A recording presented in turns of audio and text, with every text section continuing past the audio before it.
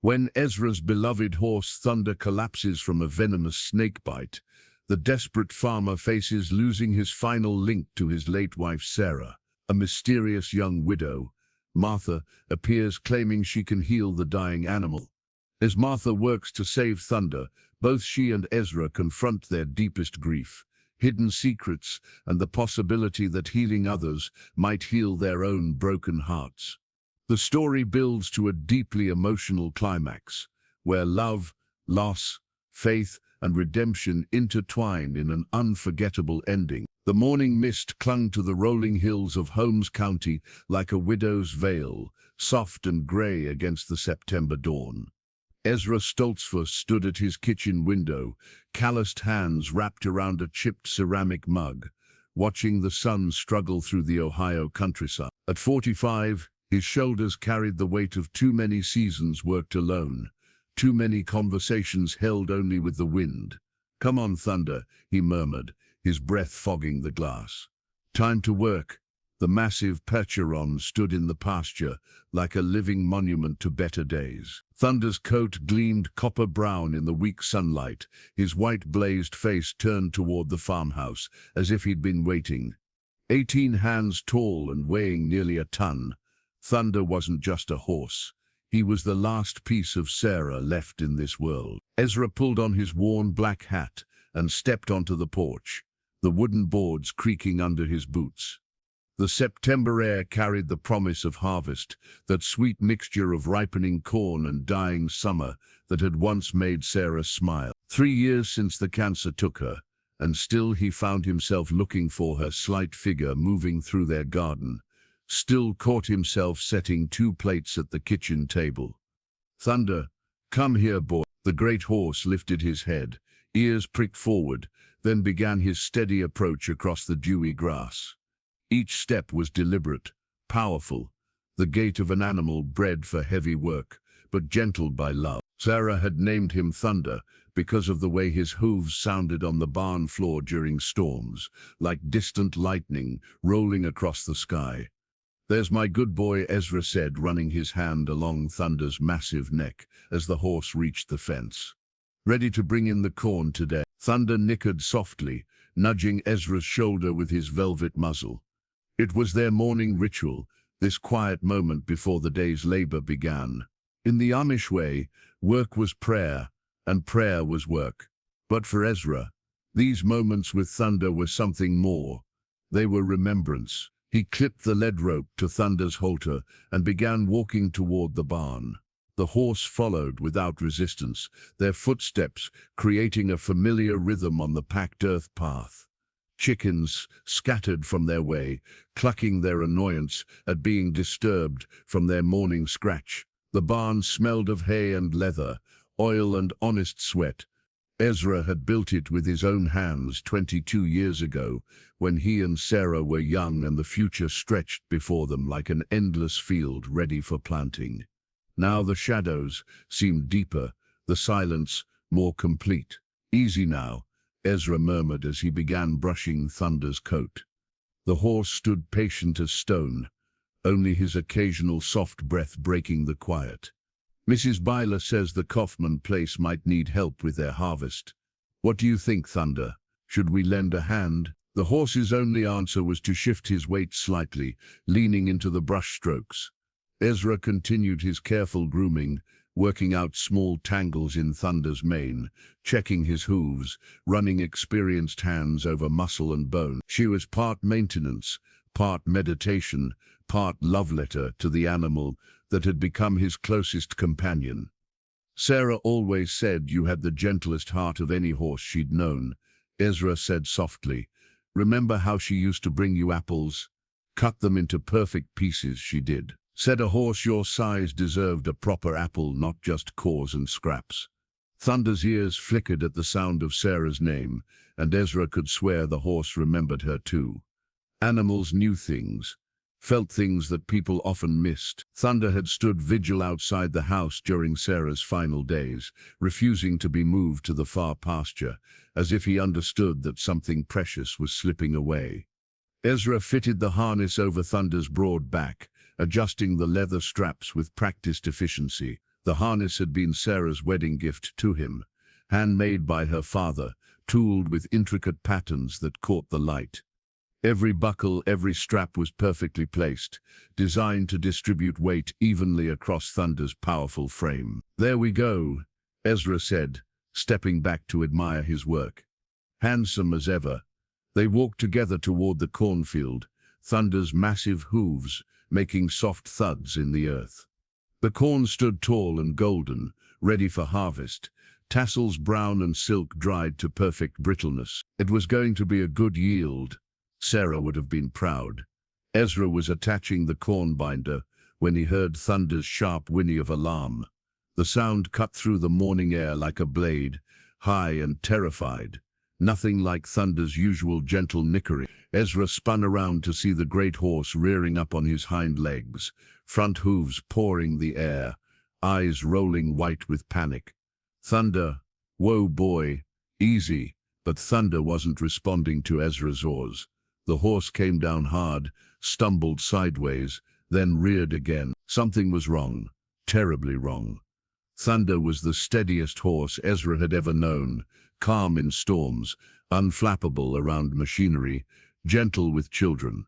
Then Ezra saw it. Coiled in the tall grass beside the corn binder, head raised and ready to strike again, was a timber rattlesnake, nearly 4 feet long.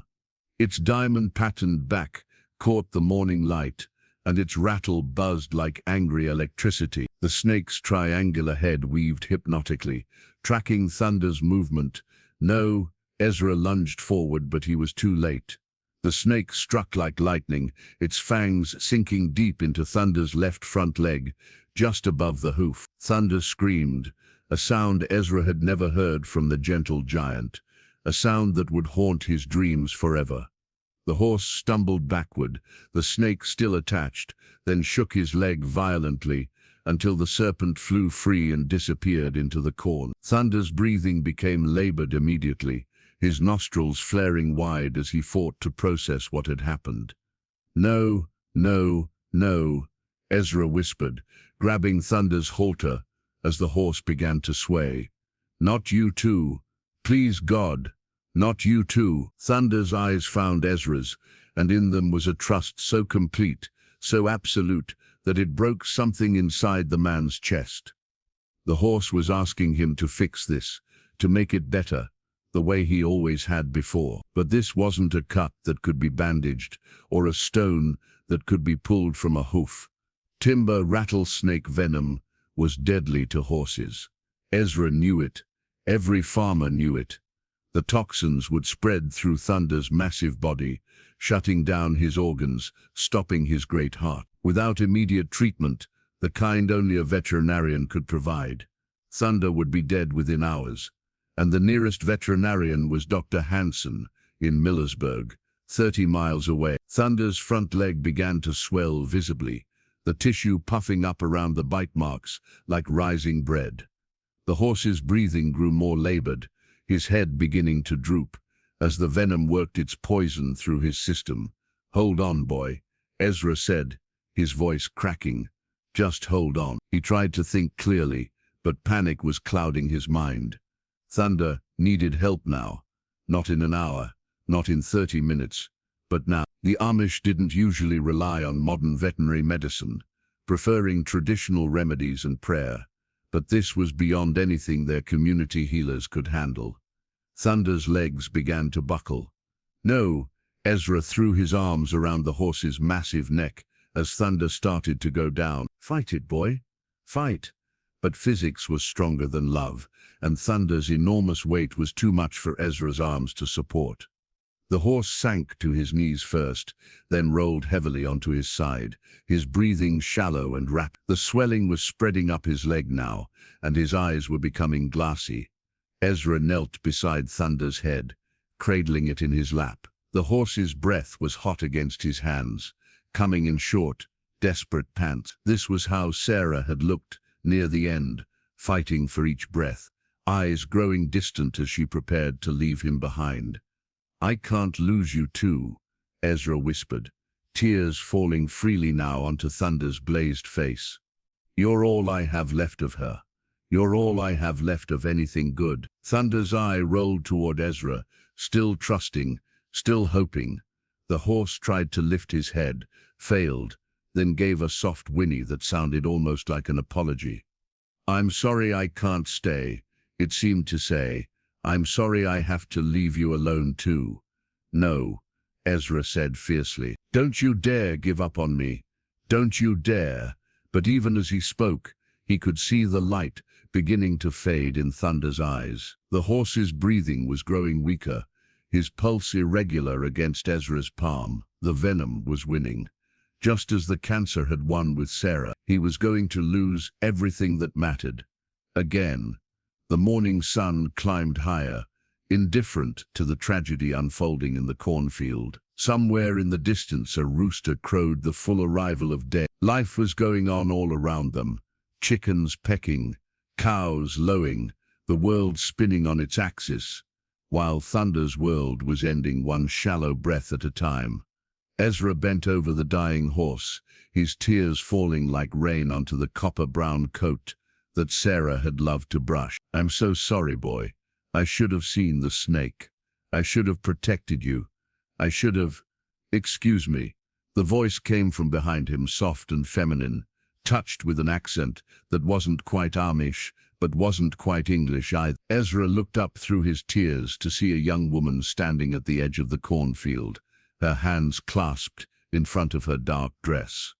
She was perhaps 27, with auburn hair pulled back under a simple black bonnet, and eyes the color of deep forest shadows. Not traditionally beautiful, but there was something compelling about her face, a kind of settled sadness that spoke of her own familiarity with loss. I don't mean to intrude, she said, taking a step closer, but I heard the commotion, and her eyes fell on Thunder, taking in the swollen leg, the labored breathing, the desperation written across Ezra's face. Timber rattlesnake?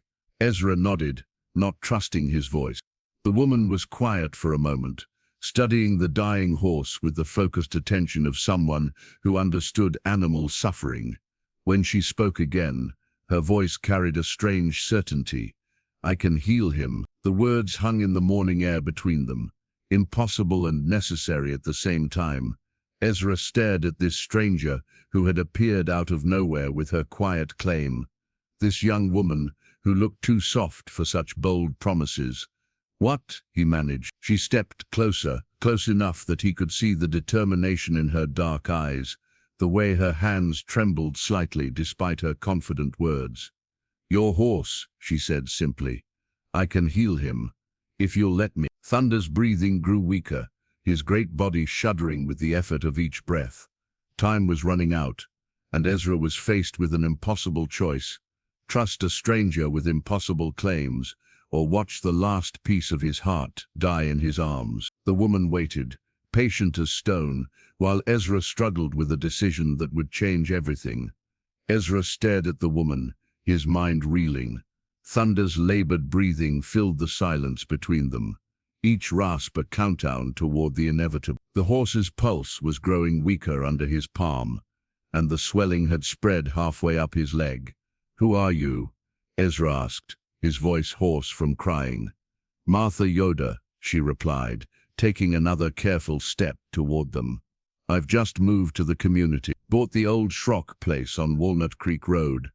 The name meant nothing to Ezra, but the Schrock farm had been empty for 2 years since old Samuel died. It was a small place, barely enough to support a family, and certainly not the kind of property that attracted newcomers to their tight-knit community. You're not Amish, he said, though it wasn't quite a question. Something about her bearing, her speech patterns, marked her as an outsider despite the plain dress and bonnet. No, Martha admitted, but I was raised Mennonite, close enough that your bishop allowed me to settle here. She gestured toward Thunder, whose breathing had become even more shallow. We don't have time for my life story right now. Do you want me to try to save him or not?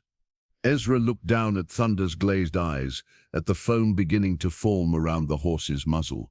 Hanson was still 30 miles away, and even if he could somehow get Thunder loaded into a trailer immediately, the horse would be dead long before they reached Millersburg. How? He whispered. How can you heal him? Martha knelt in the grass beside them, her dark skirts pooling around her. Up close, Ezra could see that her hands were stained with what looked like herbs and earth, and there was a leather satchel slung across her shoulder that he hadn't noticed before. My grandmother was a healer, she said, opening the satchel and pulling out small glass vials filled with various powders and liquids. She taught me things about plants, about medicines that most people have forgotten. Modern doctors would call it folk medicine, but it's older than that, much older. Snake venom isn't something you cure with herbs, Ezra said desperately, though even as he spoke, he realized how hollow his protest sounded. What did he know about healing? What did anyone in their community really know about fighting death when it came calling? Isn't it? Martha's fingers moved quickly over her vials, selecting several and setting them aside. European settlers learned from the Cherokee how to treat rattlesnake bites. Before there were hospitals, before there were antivenom serums, people survived these attacks. They survived because they knew which plants could draw out poison, which roots could strengthen the heart, which combinations could pull a soul back from the edge of darkness. She looked up at Ezra, her green eyes intense with purpose. But I need your permission, and I need your help. This isn't something I can do alone. Thunder let out a weak whinny, his head lolling heavier in Ezra's lap. The horse's tongue was beginning to turn purple, a sure sign that the venom was affecting his circulation. They had minutes, not hours. What would you need me to do? Ezra asked. First, help me get him positioned properly. We need to elevate his head and chest to help his breathing. Then I'll need you to hold him steady while I work. This is going to hurt him at first.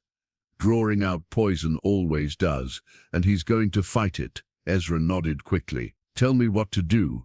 Together, they maneuvered Thunder's massive head and front quarters onto a slight rise in the ground. The horse was almost completely limp now, offering no resistance, but also no help. His breathing was so shallow that Ezra had to put his ear close to Thunder's nostrils to confirm he was still alive.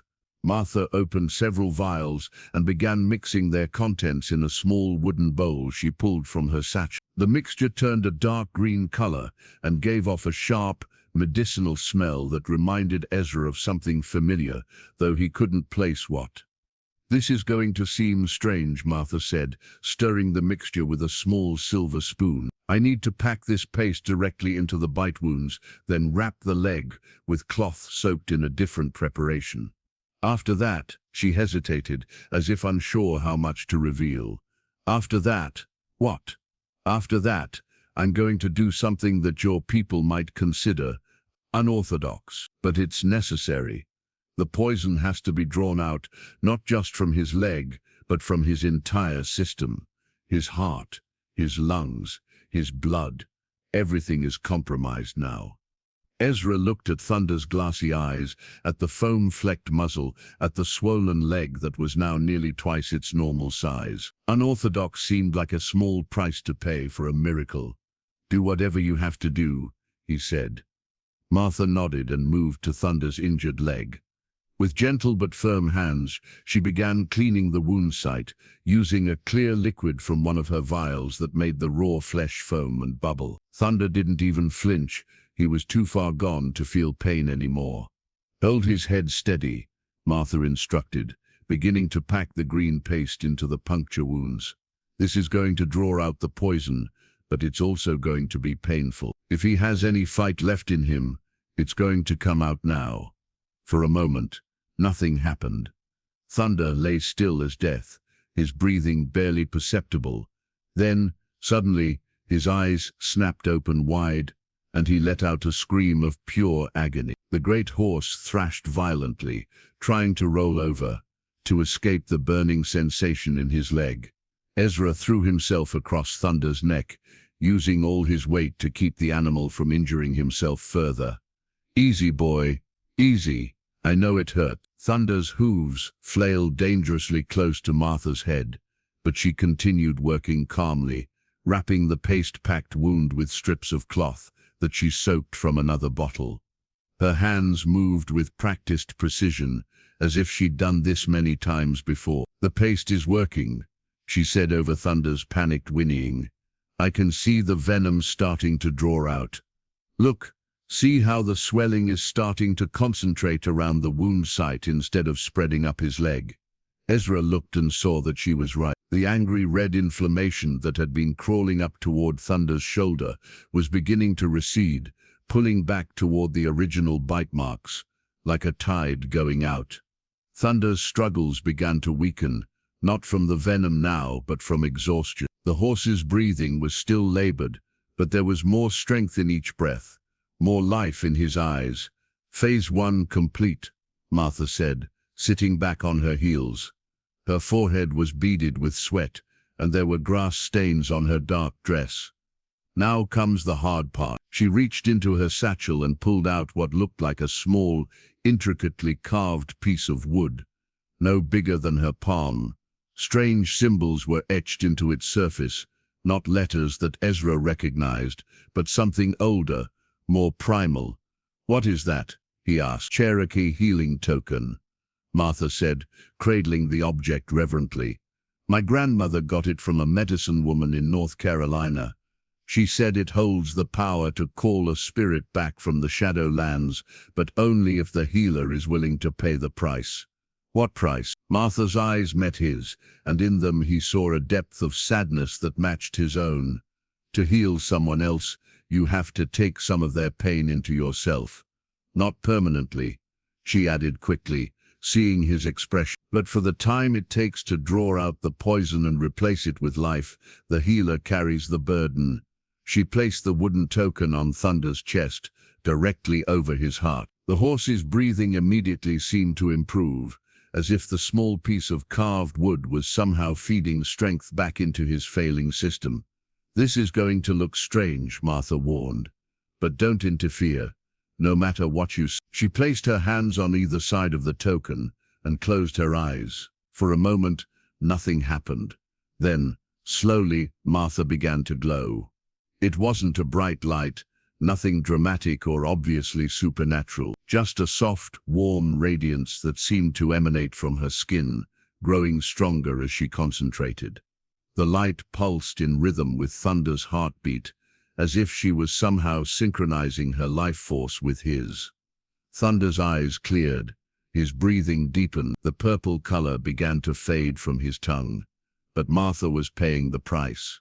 As the horse grew stronger, she grew paler, sweat beaded on her forehead, and her hands began to tremble. The light around her flickered, and she swayed slightly where she knelt. "Are you all right?" Ezra asked. "Don't break concentration," Martha gasped between clenched teeth. "Almost there." The wooden token grew warm against Thunder's chest, so warm that Ezra could feel the heat radiating from it. Thunder's eyes were fully alert now, tracking movement, showing awareness. The horse tried to lift his head and partially succeeded. Then, suddenly, Martha collapsed. She fell backward into the grass, her face white as milk, the wooden token tumbling from Thunder's chest. The soft glow faded immediately, leaving only the morning sunlight and the sound of two creatures breathing heavily. One horse, one woman, both exhausted by their shared ordeal.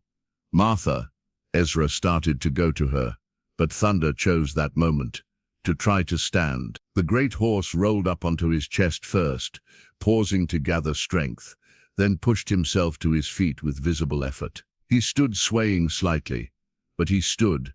The swelling in his leg had reduced dramatically, and while he favored it slightly, he was bearing weight on it. Thunder was alive, not just alive, but recovering. Martha struggled to sit up, her face still pale, but her eyes clear. "Did it work?" she asked weakly. "Look for yourself," Ezra said, wonder creeping into his voice.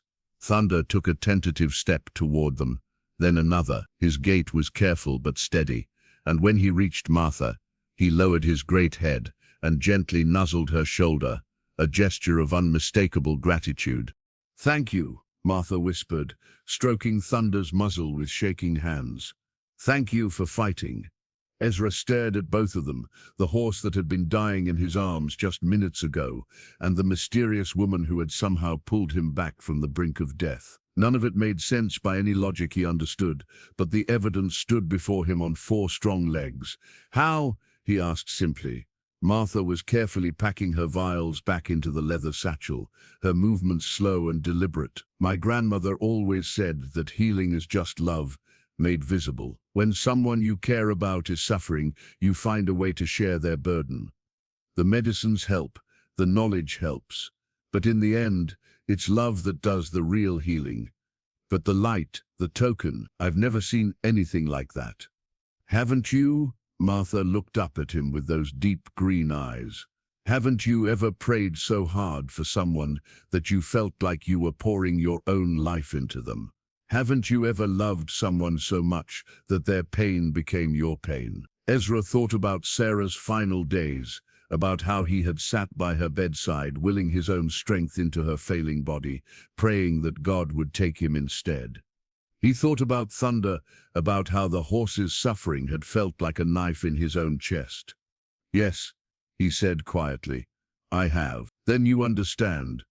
The Cherokee token, the herbs, the knowledge, they're just tools. The real medicine is the willingness to suffer for someone else's healing. That's what love is. That's what family is. She struggled to her feet, still unsteady from whatever she had given of herself to save Thunder. Ezra reached out to steady her, and for a moment their hands touched. Her skin was cold but strong, and he felt an odd jolt of recognition, as if he'd known her much longer than these few intense minutes. I should go, Martha said, pulling her hand away gently. Let you both rest. Thunder will need easy work for the next few days, but he should make a complete recovery.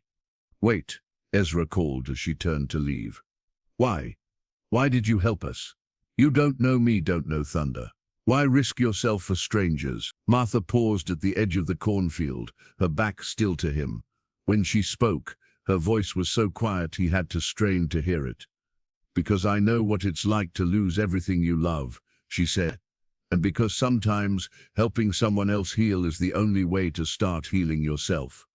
Then she was walking away across the fields, her dark figure growing smaller against the golden corn, leaving Ezra alone with his miraculous horse, and 100 questions he didn't know how to ask. Thunder nudged his shoulder gently, as if reminding him that some miracles didn't need to be understood, only accepted with gratitude. But as Ezra watched Martha disappear over the hill, he realized that his life had just changed in ways he couldn't yet comprehend. The lonely widower and his dying horse had been saved by a stranger's love, and something told him this was only the beginning of a story much larger than any of them imagined. 3 days passed before Ezra worked up the courage to visit the old shock place. Thunder had recovered remarkably well, showing no lasting effects from the snakebite, except for 2 small scars on his leg that served as reminders of how close they'd come to tragedy. The horse moved with his old strength and grace, eager to work, as if the brush with death had somehow renewed his appreciation for life. But Ezra couldn't stop thinking about Martha Yuda and her impossible healing. Every time he looked at Thunder, every time he ran his hands over the horse's strong legs and felt the steady heartbeat beneath the copper coat, he was reminded of the mysterious woman who had appeared like an answer to prayer and disappeared just as suddenly. He'd made inquiries around the community, casual questions about their new neighbor. The responses were always the same. Polite acknowledgement that yes, a young woman had bought the Schrock place, but no one seemed to know much about her. She kept to herself, they said, minded her own business, paid cash for the farm, and asked no favors from her neighbors. In an Amish community where everyone knew everyone else's business 3 generations back, such privacy was both unusual and respected. But it also fueled Ezra's curiosity. On Thursday afternoon, he hitched Thunder to the buggy and drove the winding back roads to Walnut Creek Road. The old Schrock farm sat at the end of a long dirt lane, surrounded by overgrown fields and neglected fencing. Samuel Schrock had been a bachelor with no family to inherit the place, and it had sat empty since his death, slowly surrendering to the persistent reclaim of nature. But as Ezra's buggy crested the small hill that led to the farmhouse, he could see that someone had been working hard to bring the place back to life. The farmhouse, a modest two-story structure with white clapboard siding, had been freshly painted. New shingles covered patches of the roof that had leaked for years. The front porch, which had been sagging dangerously when Samuel died, was now straight and solid, with new support posts and fresh floorboards. Behind the house, someone had been clearing the fields. Piles of brush and dead trees dotted the landscape, and neat rows of turned earth showed where a garden had been planted. It was ambitious work for one person, especially a woman working alone. Ezra guided Thunder up the lane, noting the small details that spoke of careful attention: the repaired gate that now swung properly on its hinges, the cleaned-out drainage ditches, the freshly whitewashed fence posts. Whoever Martha Yoda was, she was serious about making this place a home. Thunder's hooves crunched on the gravel as they approached the house. Ezra could see a thin line of smoke rising from the chimney, and there were curtains in the windows. Simple white cotton, but they gave the place a lived-in feeling it had lacked for years. He was just climbing down from the buggy when Martha appeared around the corner of the house, carrying a bucket of what looked like kitchen scraps. She wore the same style of plain dark dress as before, but this one was faded and patched in several places, work clothes rather than visiting clothes. Her sleeves were rolled up to her elbows, and there was dirt under her fingernails. "Mr. Stoltzfus," she said, setting down the bucket. If she was surprised to see him, she didn't show it. "How is Thunder?" "Good as new," Ezra replied, patting the horse's neck. "Better than new, maybe. I came to thank you properly, and to bring you this." He reached into the buggy and pulled out a large wicker basket covered with a clean dish towel. "My neighbor, Mrs. Byler, insisted I bring you some baked goods. She heard about what you did and wanted to welcome you to the community." Martha approached the basket with obvious curiosity, lifting the towel to reveal fresh bread, apple butter, pickled vegetables, and what looked like a whole apple pie. Her eyes widened slightly, the first unguarded expression Ezra had seen from her. "This is very kind," she said softly. "Please thank Mrs. Byler for me. You can thank her yourself at Sunday service if you'd like. Everyone would welcome you." Something flickered across Martha's face, a brief shadow of what might have been fear or sadness. "I'm not sure I'm ready for that yet," she said, "but I appreciate the invitation." An awkward silence settled between them. Ezra found himself studying Martha's face, trying to reconcile the confident healer who had saved Thunder with this guarded woman who seemed to carry invisible weights on her shoulders. "Would you like some coffee?" Martha asked suddenly, as if she'd made some internal decision. "I was just about to take a break from my work. I don't want to impose." "You're not imposing. After what we shared the other day, I think we're past worrying about social conventions." She led him up onto the porch, where two simple wooden chairs sat beside a small table. The view from here was beautiful: rolling fields stretching toward distant woods, a small creek winding through the valley below. It was the kind of view that made a person want to sit and contemplate the peace of creation. "I'll be right back," Martha said, disappearing into the house with the basket. While she was gone, Ezra looked around more carefully. The porch boards were new, but weathered to look like they belonged. Someone had planted morning glories along the porch railing, and they were already beginning to climb toward the roof. Everything spoke of careful planning and patient work. Martha returned with 2 steaming mugs and a small plate of cookies from Mrs. Byler's basket. She settled into the chair across from him, tucking her skirts neatly around her legs. "You've done remarkable work here," Ezra said, gesturing toward the restored fields. "Samuel let this place run down pretty badly in his final years. It keeps me busy," Martha replied, sipping her coffee. "I like having my hands in the soil. There's something healing about coaxing life out of neglected ground." "You've been doing this work yourself, all of it?" "Most of it. I hired some help for the heavy lumber work on the porch, but the rest," she shrugged. "I've always been good with my hands." Ezra studied her more closely. Despite her modest size, there was a strength in Martha's hands and forearms that spoke of years of physical labor, but there were also small scars on her fingers, the kind that came from working with tools and thorns and rough wood. She wasn't just playing at farming, this was a woman who knew how to work. "Where did you come from?" he asked. "Before here, I mean." Martha was quiet for a long moment, staring out over the fields toward the distant woods. When she spoke, her voice was carefully neutral. "Pennsylvania, Lancaster County. My husband and I had a small farm there." The past tense hung heavy in the air between them. Ezra waited, sensing there was more to the story, but knowing better than to push.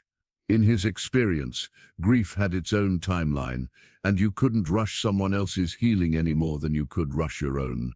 "He died 2 years ago," Martha continued quietly. "Accident with the hay baler. By the time I found him..." She stopped, shook her head slightly. "After the funeral, I couldn't stay there anymore. Everything reminded me of him, so I sold the farm and started looking for someplace new. Someplace where I could start over." "I'm sorry," Ezra said, and meant it. "That kind of loss, it changes everything." Martha looked at him directly for the first time since they'd sat down. "Your wife, Mrs. Byler, mentioned you were widowed." "Sarah, 3 years ago." The word still tasted bitter in his mouth. "We fought it for 18 months, tried everything the doctors suggested, but in the end, love isn't always enough to keep someone with us." "No," Ezra agreed. "It's not." They stood in comfortable silence for a while, two people who understood that some kinds of pain didn't need to be explained or analyzed, only acknowledged.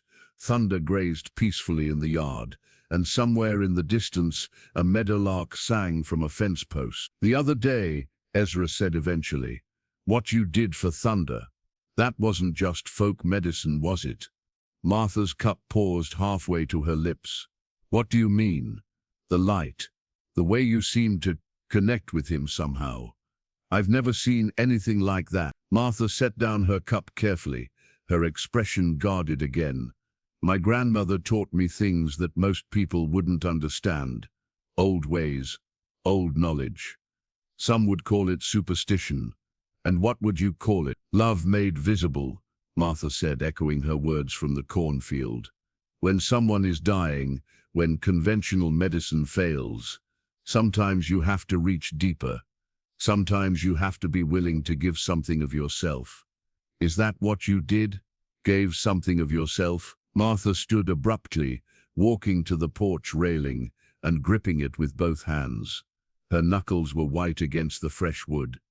"I should tell you something," she said without turning around. "What I did for Thunder, it doesn't always work. Sometimes the poison is too strong, or the injury too severe, or the soul is just ready to leave. I've failed more times than I've succeeded, but you still try. I still try." She turned back to face him, and there was something fierce in her expression. "Because the alternative is watching helplessly while everything good dies around you.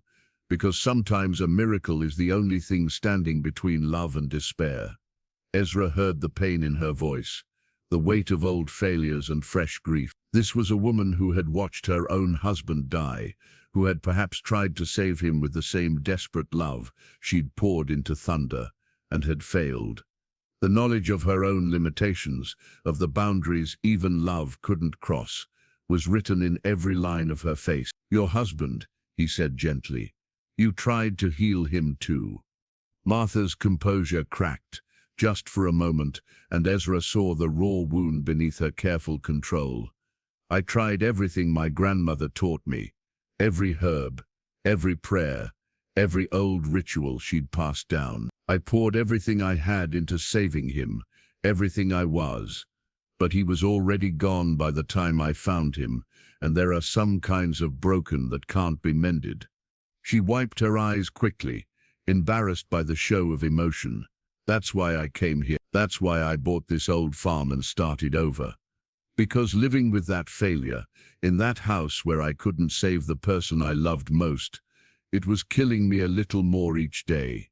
Ezra understood. After Sarah died, he'd considered leaving their farm too, starting fresh, somewhere without memories lurking in every corner.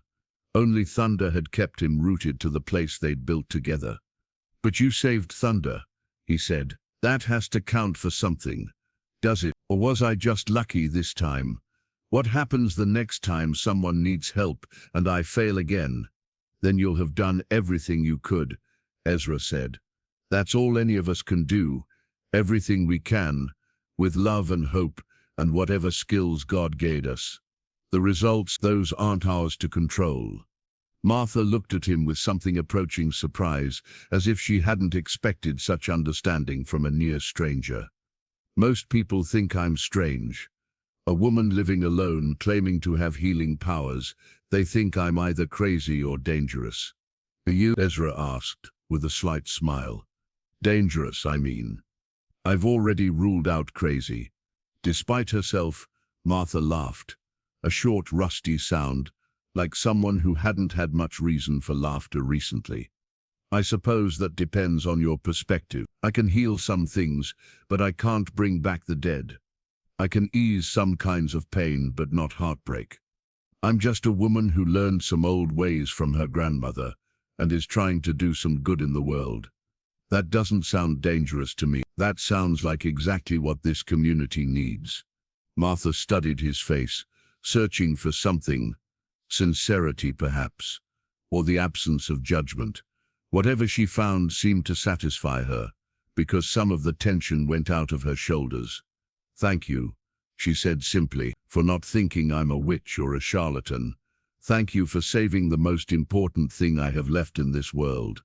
They looked at each other across the small porch table, two wounded souls who had found an unexpected moment of understanding. In the yard, Thunder raised his head and nickered softly, as if sensing the change in the air between the humans he'd somehow brought together.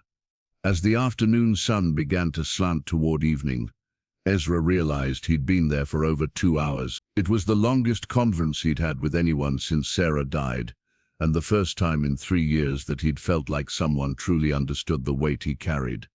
"I should let you get back to your work," he said, standing reluctantly. "Visit again," Martha said, also rising.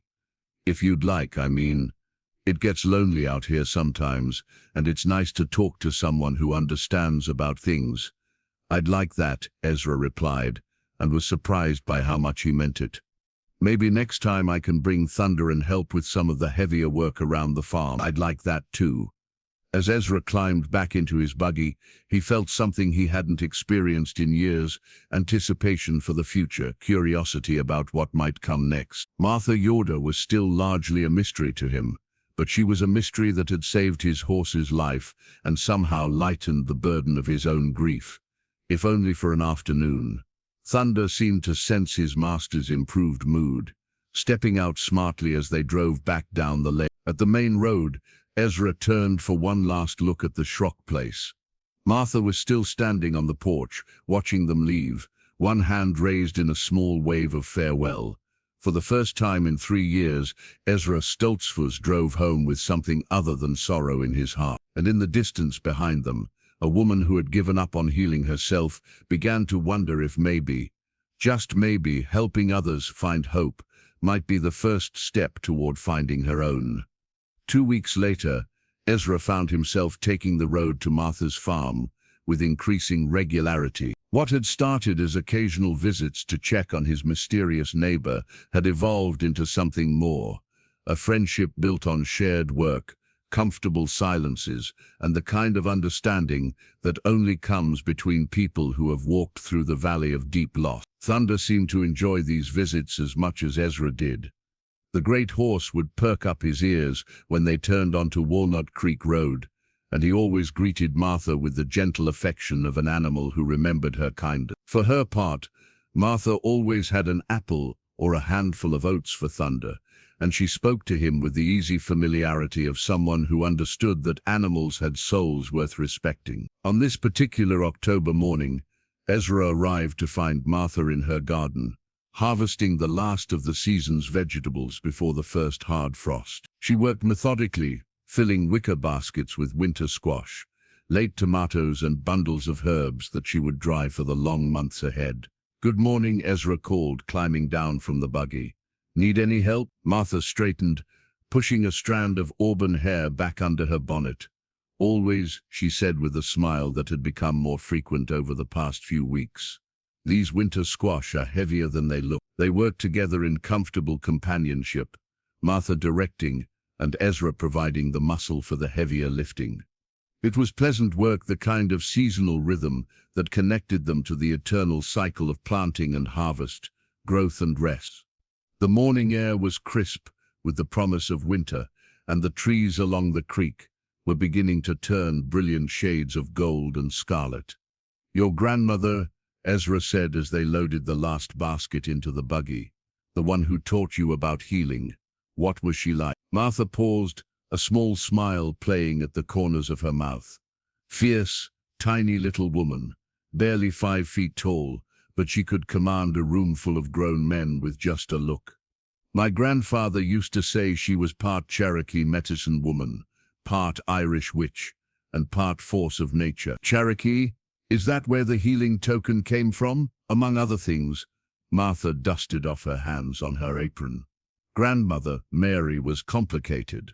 She grew up in the mountains of North Carolina, back when the old ways were still strong. Her mother was half Cherokee, taught her about plants and healing, but Mary also learned things from other sources: Irish folk magic, German hex traditions, even some African root work from the slaves who'd escaped north."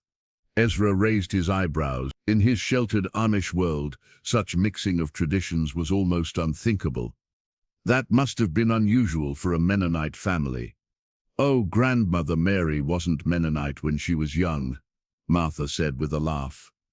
"That came later, after she married my grandfather. He was a Mennonite preacher, very traditional, very concerned about his reputation. But he was also smart enough to know that God's gifts come in many forms, and Mary's healing abilities helped too many people for him to ask her to stop." They walked toward the house, thunder following behind them like a faithful dog. Martha had been teaching Ezra to identify the various herbs in her garden, and he found himself looking forward to these quiet lessons almost as much as the conversations. "She sounds like quite a woman," Ezra said. "I'd like to have met her." "She would have liked you," Martha replied.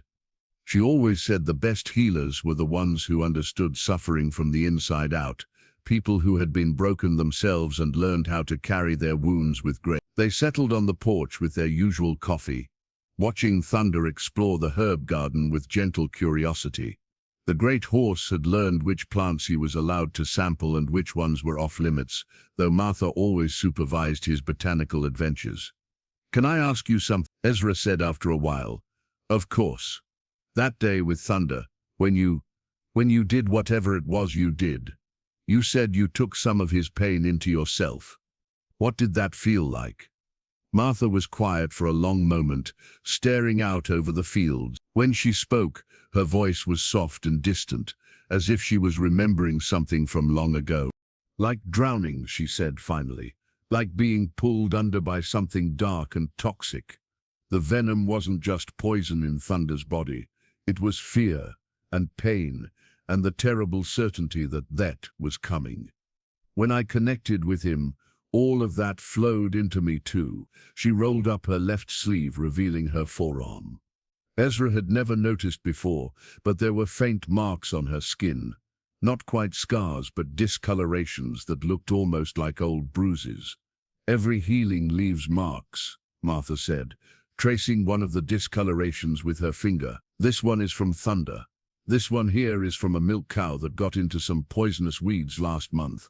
The Kaufman family brought her to me when the vet said there was nothing he could do." Ezra looked more closely and realized that her arms were covered with these faint marks, some old and faded, others more recent. "How many?" he asked. "Animals or people?" "People."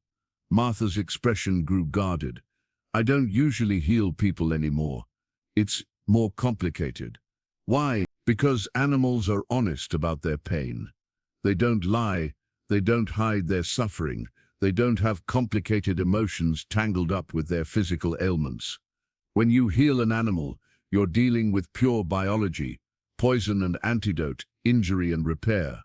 But people," she shook her head, "people carry pain that goes much deeper than flesh and bone." Ezra thought about Sarah's final months, about how her physical suffering had been intertwined with her fear of leaving him alone, her anger at God for allowing the cancer, her desperate hope that somehow love might be enough to overcome biology. Martha was right.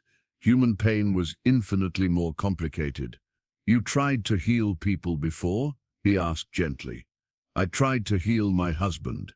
The words came out flat and emotionless, but Ezra could see the cost of them in Martha's eye. "When I found him under the hay baler, he was still breathing, barely conscious, but alive.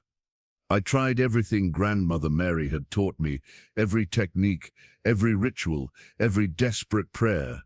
She stood abruptly and walked to the porch railing, gripping it so tightly her knuckles went white. "For 6 hours I fought to keep him alive. 6 hours of pouring everything I had into his broken body, taking his pain into myself, trying to pull him back from wherever his soul was trying to go.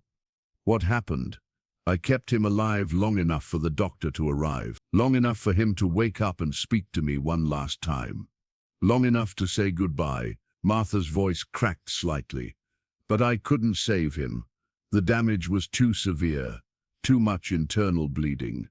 All I did was prolong his suffering, and my own." Ezra joined her at the railing, standing close enough to offer comfort but not so close as to intrude. "I'm sorry," he said. "That must have been unimaginable." "The worst part wasn't losing him," Martha said, wiping her eyes. "The worst part was feeling his pain, his fear, his desperation to stay with me, and knowing that no matter how much of it I took into myself, it wouldn't be enough. I felt him die from the inside out, experienced every moment of his body shutting down. And then I had to live with all of that pain trapped inside me, with nowhere to go." She turned to face him, and Ezra was startled by the raw honesty in her expression. "That's why I don't heal people anymore. That's why I came here and bought this isolated farm and decided to focus on animals instead. Because losing yourself in someone else's suffering is the most dangerous kind of love there is." Ezra understood now why Martha had seemed so guarded when they first met, why she lived alone and kept herself apart from the community. She wasn't just grieving her husband's death, she was carrying the memory of his dying, the echo of his pain, the weight of a love that had tried to conquer death and failed. "But you still saved Thunder. Despite everything you'd been through, you still risked taking on that pain again." Thunder was different, simpler. Snake venom is straightforward compared to... She gestured vaguely, encompassing all the complicated ways that humans could suffer. "And maybe I needed to prove to myself that I could still help someone. That all of Grandmother Mary's teachings hadn't died with my husband." They stood in silence for a while, watching the late morning sun paint shadows across the valley. Somewhere in the distance, a church bell was ringing, calling the faithful to Wednesday prayer service. The sound carried clearly on the crisp air, a reminder of the larger community that surrounded their small bubble of understanding. "There's something else," Martha said suddenly. "Something I haven't told you about that day." Ezra waited, sensing that whatever she was about to share would be important. "When I connected with Thunder, when I took his pain into myself, I felt something else too. Something I hadn't expected." She looked at him directly, her green eyes intense. "I felt your love for him, your desperation, your grief, your absolute determination not to lose the last piece of your wife that you had left." Ezra felt his breath catch. "What do you mean?"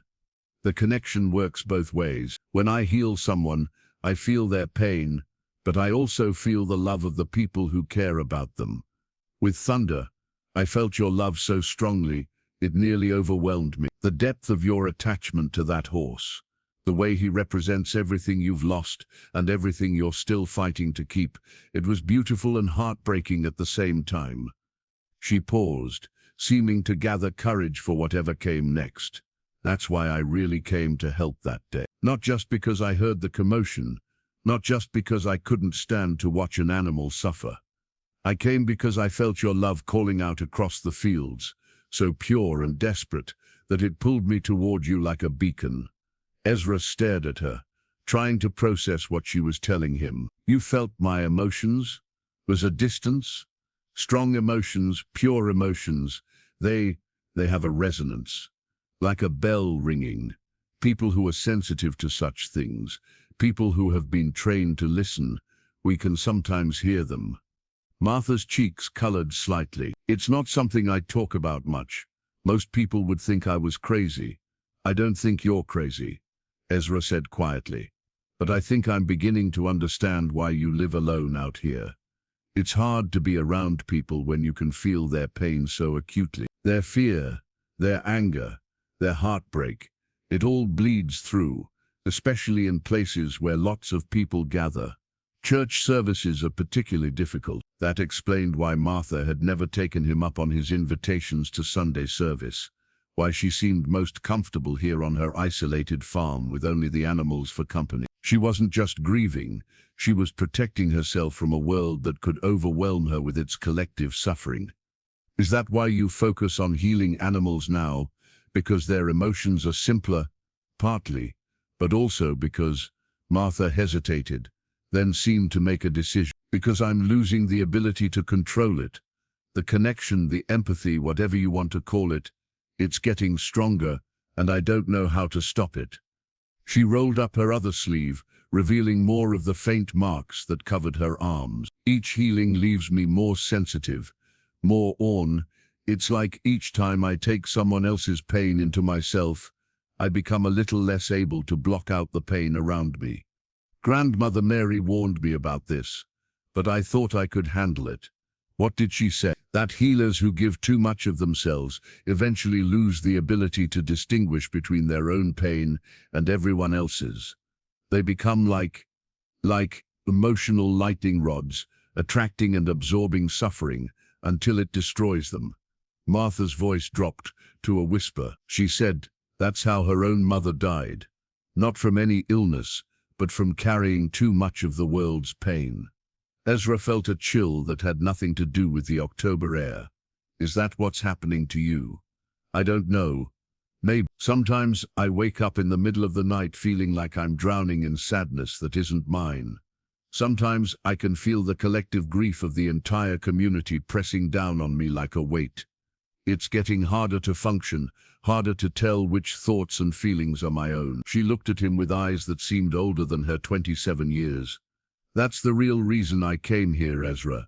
Not just to start over, but to find someplace quiet enough that I might be able to heal myself before this gift destroys me completely. The confession hung between them like a challenge.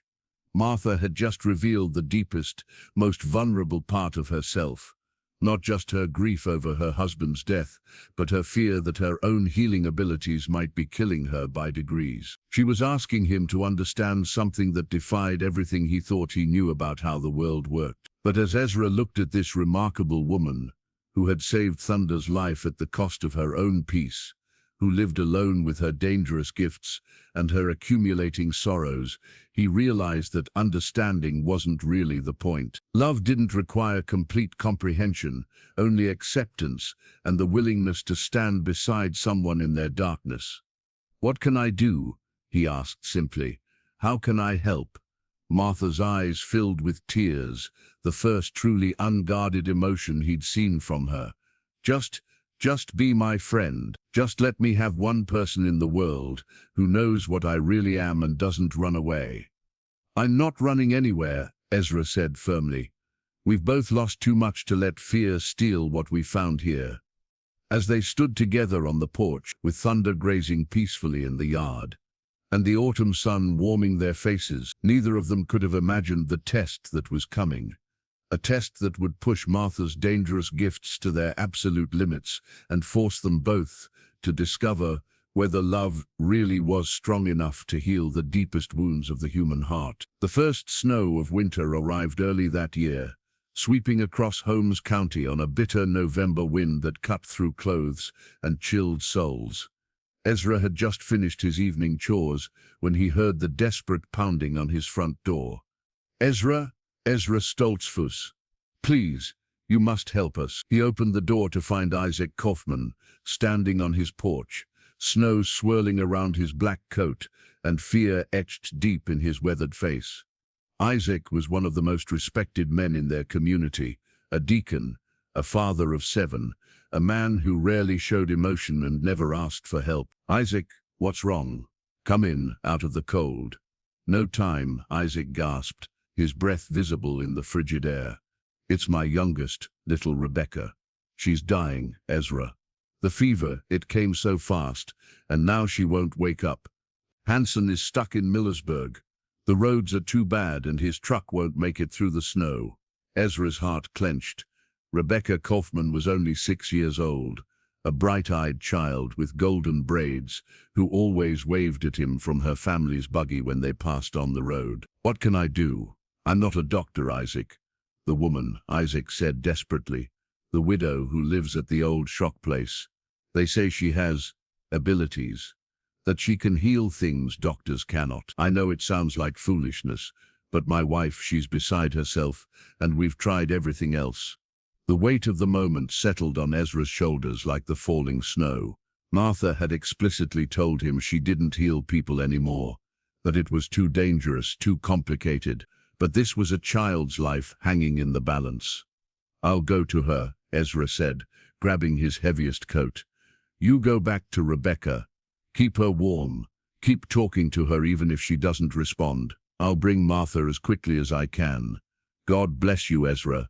God bless you both." The drive to Martha's farm through the swirling snow was treacherous. Thunder moved carefully along the icy roads, his hooves finding purchase where Ezra couldn't even see the ground. The wind howled through the bare trees, and snow accumulated so quickly that the world seemed to be disappearing under a white shroud.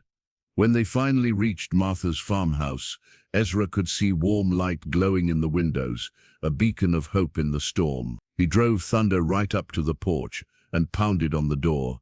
"Martha, Martha, I need your help." The door opened immediately, as if she'd been expecting him. Martha stood silhouetted against the interior light, her face grave with knowledge he hadn't yet shared. "It's the Kaufman child," she said before he could speak. "Rebecca." I felt her suffering calling out across the storm. "She's dying, Martha. Dr. Hanson can't get through, and her father came to me begging for help. I know you said you don't heal people anymore, but she's just a little girl." Martha was already moving, gathering supplies from around the house with practiced efficiency.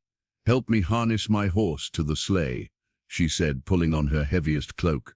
"The buggy won't make it through this snow, but the sleigh might." They worked quickly in the swirling darkness, hitching Martha's sturdy draft horse to the old sleigh that had come with the Schrock property. The sleigh was basic but solid, designed for exactly this kind of emergency transport across impassable roads. "Follow me with Thunder," Martha called over the wind as she climbed into the sleigh. "If I get stuck, I'll need your help." The journey to the Kaufman farm was a nightmare of white blindness and treacherous footing. The snow fell so thickly that Ezra could barely see Martha's sleigh ahead of him, just the faint glow of her lantern swaying through the darkness. Several times he was sure they were lost, but somehow Martha navigated the maze of back roads as if she could see through the storm to their destination. When they finally reached the Kaufman farmhouse, it blazed with light from every window. The entire family was awake, along with several neighbors who had managed to arrive before the worst of the storm hit. The scene had the desperate energy of people who were watching helplessly as tragedy unfolded. Isaac met them at the door, his face etched with gratitude and terror. "She's upstairs," he said without preamble. "The fever is so high, and she's been unconscious for 2 hours now. My wife thinks she's already slipping away from us." Martha nodded grimly and shouldered her medical bag. "I'll need everyone except the immediate family to leave the room. This kind of work requires quiet and concentration." They climbed the narrow stairs to the children's bedroom, where Rebecca lay still as death in her small bed. Her face was flushed scarlet with fever, her breathing shallow and rapid. Her mother, Ruth, sat beside the bed, holding the child's limp hand, tears streaming down her face. "Mrs. Yoder," Ruth whispered, "thank you for coming. I know you don't usually—" "Hush," Martha said gently, kneeling beside the bed and placing her hand on Rebecca's forehead. "Let me see what we're dealing with." The moment Martha's skin touched the child's, she gasped and jerked her hand back as if she'd been burned. Her face went white, and she swayed slightly where she knelt. "What is it?" Isaac asked urgently. "What's wrong?" Martha took a deep breath and placed her hand on Rebecca's forehead again, this time prepared for whatever she had felt. Her expression grew distant and focused, like someone listening to a conversation only she could hear. "It's not just fever," she said finally. "There's something else. An infection, deep in her chest, spreading toward her heart. Her body is fighting so hard against it that it's burning itself up." "Can you help her?" Ruth asked desperately. Martha looked at the child's flushed face, then at the frightened parents, then at Ezra, who stood silently by the door. In her eyes, he saw the war between her desire to help and her fear of what it might cost her. "I can try," she said quietly, "but I need you to understand something. This isn't like healing a snake bite or treating wounded animals. This is a child whose life force is being consumed by infection. To save her, I'll have to take that infection into myself and fight it from the inside out. There's a chance it could overwhelm me." "No," Ezra said immediately. "Martha, you said yourself that you're already too sensitive, too open. Something this severe could kill me." Martha finished calmly. "Yes, it could. But what's the alternative? Let a 6-year-old die because I'm afraid." She looked at Rebecca's parents, seeing the desperate hope and terror warring in their faces. "The choice is yours. I can try to heal her, but you need to know the risks, not just to me but to her. If I fail, if the connection goes wrong somehow, she could suffer more than she already is." Isaac and Ruth looked at each other, having one of those wordless conversations that long-married couples could conduct with just their eyes. Finally, Isaac nodded. "Please," he said simply, "save our daughter." Martha nodded and began unpacking her supplies. "I'll need complete silence once I begin. No talking, no movement if you can help it. What I'm about to do requires every bit of concentration I have." She arranged several small bottles around Rebecca's bed, then pulled out the Cherokee healing token that Ezra remembered from Thunder's healing. But this time she also produced a second object, a small crystal that seemed to glow with its own inner light. "My grandmother's emergency crystal," Martha explained, seeing Ezra's questioning look. "She said it could amplify a healer's power, but only at great cost to the healer herself. I've never used it before." She placed the wooden token on Rebecca's chest and the crystal in her own palm, then settled into a cross-legged position beside the bed. "Remember, complete silence, no matter what you see or hear." Martha closed her eyes and placed her free hand on Rebecca's burning forehead. For a moment nothing happened. Then, slowly, the same soft glow that Ezra had witnessed during Thunder's healing began to emanate from Martha's skin. But this time, the light was different, brighter, more intense, and tinged with an unsettling blue color that seemed to pulse with dangerous energy. The crystal in Martha's palm grew warm, then hot, then blazing like a tiny star. Rebecca's breathing immediately began to deepen and slow. The scarlet flush of fever started to fade from her cheeks, replaced by a more natural pink color. Her small body, which had been rigid with pain, began to relax, but the cost to Martha was immediately apparent. As Rebecca grew better, Martha grew worse. Her face went from pale to gray to an alarming white. Sweat beaded on her forehead despite the cold room, and her hands began to tremble violently. The blue light around her intensified, and suddenly Martha gasped in pain. Her back arched, and her free hand clenched into a fist, as waves of agony washed through her. She was taking Rebecca's infection into herself, absorbing the child's suffering, but the infection was fighting back with a virulence that seemed to surprise even her. Rebecca's eyes fluttered open for the first time in hours. She looked around the room with clear, alert eyes, then smiled at her mother. "Mama, I feel better. Was I sick?" But Martha was clearly losing the battle. The blue light around her was flickering erratically, and her breathing had become as labored as Rebecca's had been. The infection she had drawn into herself was overwhelming her system, and the crystal in her palm was now so hot it was burning her skin. "Martha," Ezra whispered, forgetting her instruction for silence. "Stop, it's too much." Martha shook her head violently, unable to speak, but clearly determined to complete the healing. Blood began to trickle from her nose, and her body convulsed as the infection raged through her system like wildfire.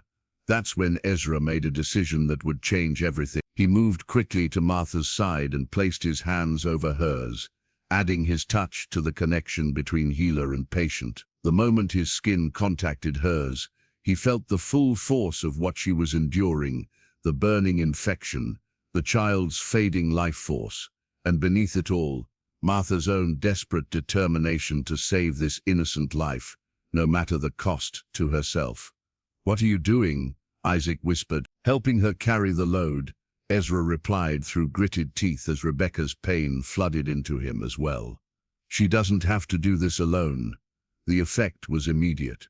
With Ezra sharing the burden, Martha's trembling began to subside. The dangerous blue light stabilized, and her breathing grew less labored. Together they formed a bridge between the dying child and the healing energy, each taking part of the infection that was trying to consume Rebecca's small body. It felt like drowning in fire. The infection was aggressive, virulent, fighting against their combined efforts with a malevolence that seemed almost intelligent. Ezra understood now why Martha had been so afraid of healing people. Human diseases carried not just physical symptoms, but emotional and spiritual darkness as well. But gradually, working together, they began to win. The infection retreated, degree by degree, until it was finally overwhelmed by their combined will to save this child. The blue light around Martha faded to the familiar warm glow, then gradually disappeared altogether. Rebecca sat up in bed, completely alert and healthy, asking for water and wondering why everyone was staring at her. The fever was gone, her breathing was clear, and the dangerous flush had been replaced by the rosy glow of perfect health. Martha collapsed forward, caught by Ezra's arms before she could hit the floor. She was unconscious, but breathing steadily, and the terrible grey pallor was already beginning to fade from her skin. The crystal had cooled in her palm, leaving only a small burn mark that would heal in time. "Is she?" Ruth began. "She'll be fine," Ezra said, though he wasn't entirely sure. "She just needs rest. What she did tonight, I don't think many people could have survived it." As Isaac and Ruth fussed over their miraculously recovered daughter, Ezra held Martha's unconscious form and marveled at what they had accomplished together. She had been right about the danger. The infection would certainly have killed her if she had tried to handle it alone. But working together, sharing the burden, they had saved a child's life without losing Martha in the process. When Martha finally stirred an hour later, the first thing she saw was Rebecca, sitting up in bed, chattering happily with her parents as if she had never been sick at all. "We did it," Mattie whispered, her voice hoarse but filled with wonder. "We actually did it." "We did," Ezra agreed, helping her sit up, "but next time we talk about the risks beforehand. I'm not losing you to save someone else, no matter how much I admire your courage." Mattie looked at him with an expression he couldn't quite read. Surprise, gratitude, and something deeper that made his heart skip in his chest. "Thank you," she said simply, "for not letting me face that alone." Outside, the storm was beginning to clear, and the first pale light of dawn was creeping across the snow-covered landscape. Rebecca Kaufman was alive and healthy. Martha had discovered that her dangerous gift could be controlled when shared with the right person, and Ezra had learned that sometimes love meant being willing to walk into the fire with someone rather than watching from the safety of the sidelines. None of them yet understood the full implications of what had happened that night, or how the connection forged between Martha and Ezra in those desperate moments would change not just their own lives, but the entire community around them. But for now, it was enough that a child lived, that hope had triumphed over despair, and that two lonely souls had discovered they didn't have to carry their burdens alone. Spring came early to Holmes County that year, as if the earth itself was eager to wash away the memories of that terrible winter night when death had come calling for little Rebecca Kaufman. The The snow melted in rushing torrents that filled the creeks and turned the dirt roads to mud. But beneath the chaos of seasonal change, something profound was stirring in the hearts of two people who had learned to share impossible burdens. Ezra found himself at Martha's farm almost daily now, drawn by a connection that went far deeper than friendship or gratitude. They worked together in comfortable harmony, he providing the physical strength for the heavier farm tasks, she teaching him about herbs and healing that had nothing to do with supernatural gifts and everything to do with centuries of accumulated wisdom about the natural world. But more than that, they talked. Long conversations on her front porch as the days grew warmer, sharing memories of their lost spouses, dreams they had given up on, fears that kept them awake in the dark hours before dawn. It was the kind of intimacy that normally took years to develop, but grief had a way of cutting through social conventions and reaching straight to the heart of what mattered.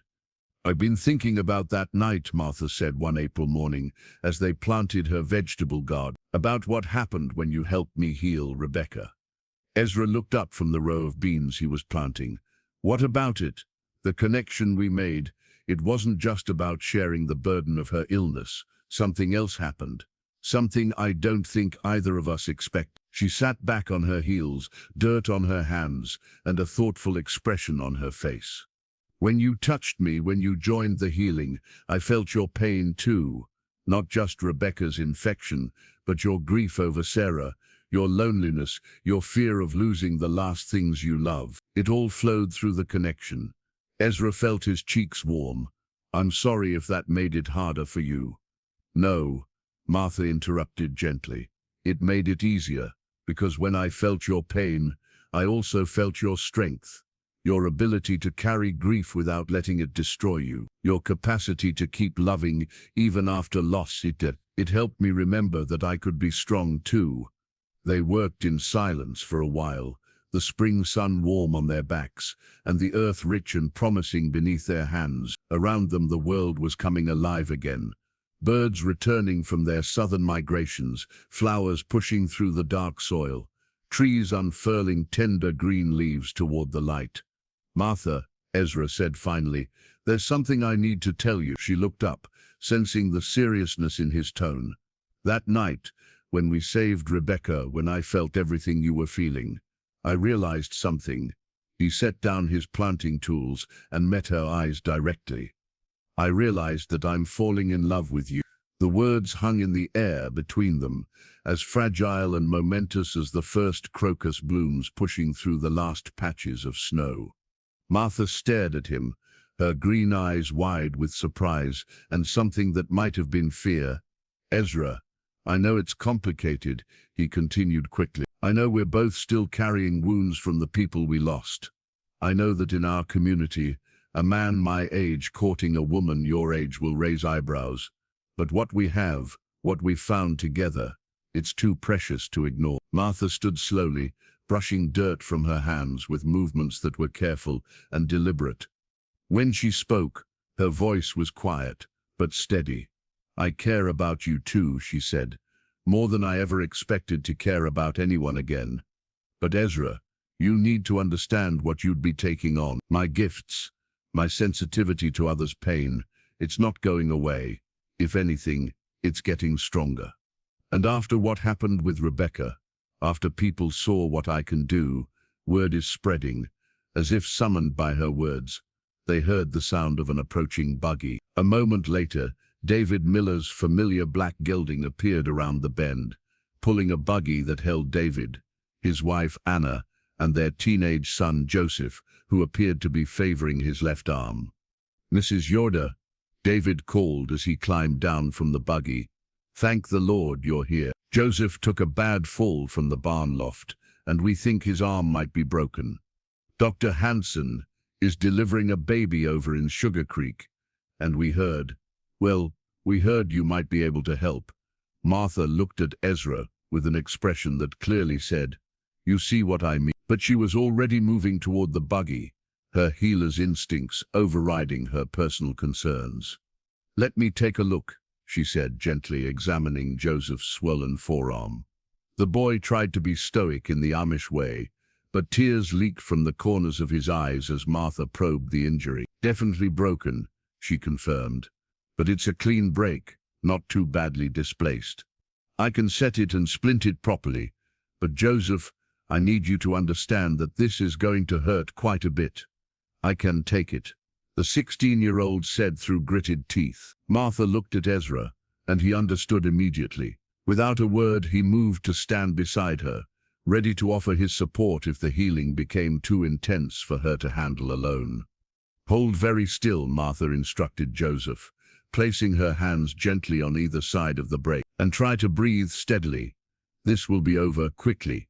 The familiar soft glow began to emanate from Martha's hands, but this time Ezra was ready for it. He placed his own hands over hers, joining their connection before the pain could overwhelm her. Together they guided Joseph's broken bones back into proper alignment, the healing energy reducing inflammation and encouraging the bone to begin knitting back together. Joseph's eyes went wide as the intense pain of the break was replaced by a warm, tingling sensation. "It doesn't hurt anymore," he said in amazement. "It will ache for a few days as it finishes healing," Martha warned, wrapping the arm in a proper splint. "But the worst is over. Keep it immobilized for 2 weeks, then gradually start using it again." David and Anna stared at their son's rapidly improving arm, then at Martha and Ezra, with expressions of awe and gratitude that made Ezra uncomfortable. This was how legends started, how simple acts of kindness became inflated into something mystical and unreachable. "How much do we owe you?" David asked, reaching for his wallet. "Nothing," Martha said firmly. "Neighbors help neighbors. That's how it's always been." After the Miller family left, effusive in their thanks and promises to spread word of Martha's remarkable abilities, Ezra and Martha returned to their interrupted conversation in the garden. "This is what I mean," Martha said, settling back into the dirt between the bean rows. "It's not going to stop. Every success brings more people, more desperate situations, more complex problems, and each healing leaves me more open, more sensitive to the pain around me. Then we find ways to manage it," Ezra said simply. "We set boundaries, we pace ourselves, we make sure you're not carrying more than you can handle. We," Martha looked at him sharply, "we, if you'll have me, Martha, if you'll let me be part of your life, part of your healing work, part of whatever comes next." Martha was quiet for a long time, staring out over the valley where the spring grass was beginning to green and wildflowers dotted the meadows with splashes of color. When she finally spoke, her voice was soft with vulnerability. "I'm scared," she admitted, "scared of losing myself in other people's pain. Scared of failing when someone really needs me, scared of loving you and then losing you the way I lost Thomas." "I'm scared too," Ezra replied, "scared of not being enough for you. Scared that my feelings are somehow a betrayal of Sarah's memory. Scared that at my age I'm too set in my ways to learn how to love someone completely different from anyone I've ever known." They looked at each other across the rows of newly planted seeds, two people who had been broken by loss and were slowly learning how to be whole again. "But maybe," Martha said slowly, "maybe being scared together is better than being scared alone." Ezra reached across the space between them and took her dirt-stained hand in his. "Maybe it is." That evening, as they sat on Martha's porch watching the sunset paint the sky in shades of rose and gold, another buggy appeared on the lane. But this time it was Bishop Eli Weaver, the spiritual leader of their Amish community, and his expression was serious. "Good evening, Ezra, Miss Yoda," the bishop said, climbing down from his buggy with the careful movements of a man whose arthritis was bothering him. "I hope you don't mind the intrusion, but I felt we needed to talk." Martha tensed beside Ezra, and he could feel her preparing for criticism or condemnation of her healing practices. The Amish had always been suspicious of anything that smacked of the supernatural, preferring to trust in God's will and traditional medicine. "Of course, Bishop Weaver," Martha said carefully. "Would you like some coffee? That would be kind, thank you." As Martha went into the house to prepare refreshments, Bishop Weaver settled into one of the porch chairs with a soft grunt of relief. "Beautiful evening," he said.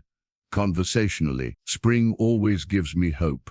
Reminds me that God specializes in bringing life out of death, beauty out of ashes. Ezra nodded, unsure where this conversation was heading. Martha returned with coffee and cookies, her movements betraying her nervousness despite her calm expression. Bishop Weaver accepted the refreshments gratefully and took a long sip before speaking again.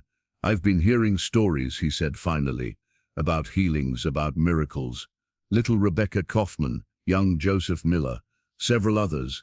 People are talking, and not all of it is charitable." "Bishop Weaver," Martha began, but he held up a gentle hand to stop her. "Let me finish, child. Some in the community are concerned. They worry about practices that seem to go beyond conventional medicine. They question whether such gifts come from God or from other sources." Martha's face went pale, and Ezra felt his protective instincts flare. "With respect, Bishop, Mrs. Yoder has done nothing but help people. She's saved lives that would otherwise have been lost." "I know that, Ezra, and that's exactly why I'm here." The bishop leaned forward, his weathered face kind but serious. "Mrs. Yoder, I've known about your grandmother Mary for many years. She helped my own father when I was just a boy, when the doctors had given up hope. I know that true healing gifts come from God, even when they manifest in ways that make some people uncomfortable." Martha looked up in surprise. You knew my grandmother?" "I did indeed. A remarkable woman. She once told me that the greatest healing gift wasn't the ability to cure disease, but the wisdom to know when to use such abilities and when to let nature take its course." Bishop Weaver set down his coffee cup and fixed Martha with a steady gaze. "The question before us now is not whether your gifts are legitimate. I believe they are. The question is how we integrate those gifts into our community in a way that honors God and serves our people without creating division or false worship." "What do you mean?" Ezra asked. "I mean that Mrs. Yoder needs the protection and support of our community, not its suspicion and fear. And our community needs her gifts, used wisely and humbly." The bishop smiled slightly. "I'm proposing that we make this official. Miss Yoder, I would like you to serve as our community healer, working alongside Dr. Hansen when his services are available, handling cases that fall outside conventional medicine." Martha stared at him in amazement. "You're asking me to make this my official role, with proper safeguards, proper support, and proper accountability to the community leadership?" "Yes. You wouldn't be working alone. Ezra has already proven himself as your assistant and protector, and we would establish clear guidelines about what kinds of cases you would handle and under what circumstances."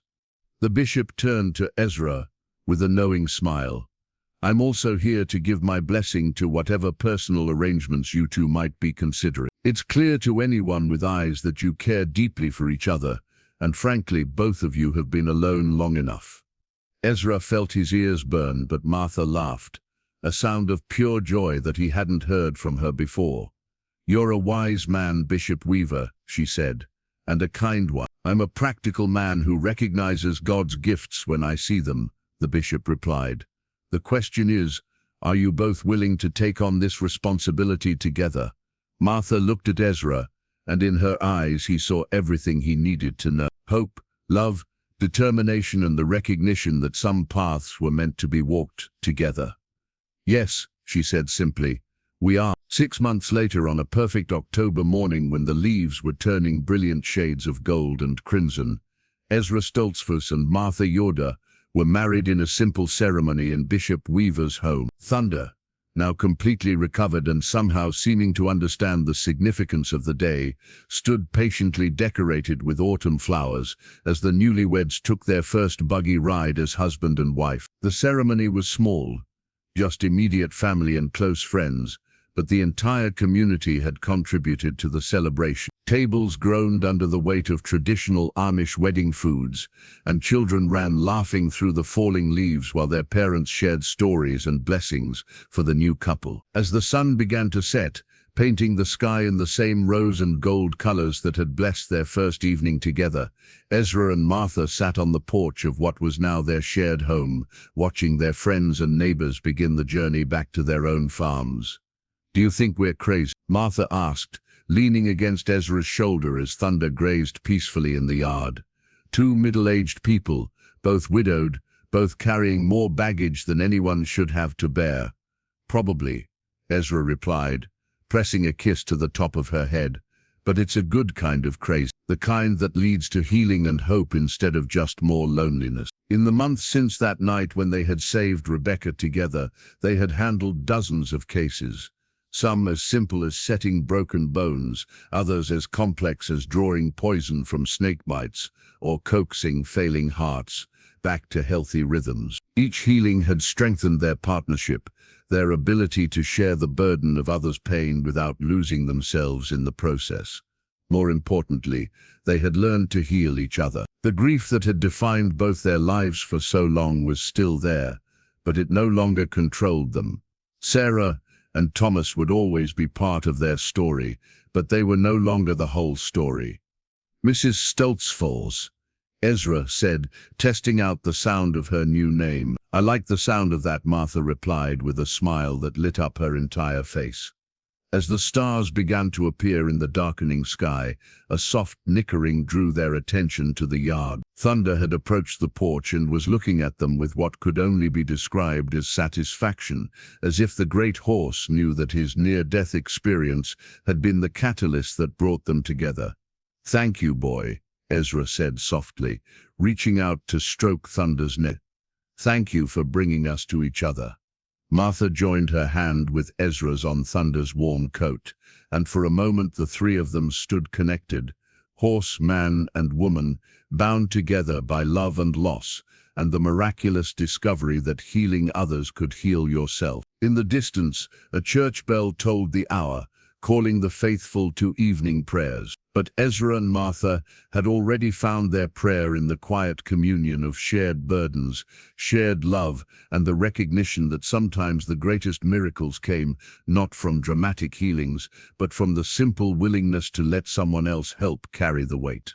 As they walked hand in hand toward their house, Thunder following behind like a faithful guardian, neither of them looked back toward the shadows of the past. Instead, they moved forward together into a future filled with the promise of shared tomorrows, healing hands, and love that had learned to bloom again after the longest winter. Behind them, the stars emerged one by one in the clear October sky, each point of light a reminder that even in the darkest times, there was always hope for new beginnings. And in the valley below, the creek sang its eternal song of water, finding its way home, just as two hearts had found their way to each other through the mysterious pathways of grace and healing love. The Amish farmer had wept as his horse collapsed from a snake bite, certain that he was about to lose the last precious connection to his departed wife. But a mysterious widow's whispered promise, "I can heal him," had led not just to Thunder's salvation, but to the discovery that some wounds could only be healed when two broken souls were brave enough to bind their lives together in service to something greater than their individual pain. In years to come, when children in Holmes County heard the story of the healer and her husband, they would remember it not as a tale of supernatural powers, but as a reminder that love multiplied was always stronger than love divided, and that the greatest healing often came to those who were willing to pour out their lives for others. And Thunder, the great Percheron who had started it all, lived to be 32 years old, surrounded by the love of the family his near death had created, never knowing that his collapse in a cornfield had changed the destiny of an entire community, and proven once again that God could work miracles through the most ordinary circumstances when hearts were open to extraordinary love.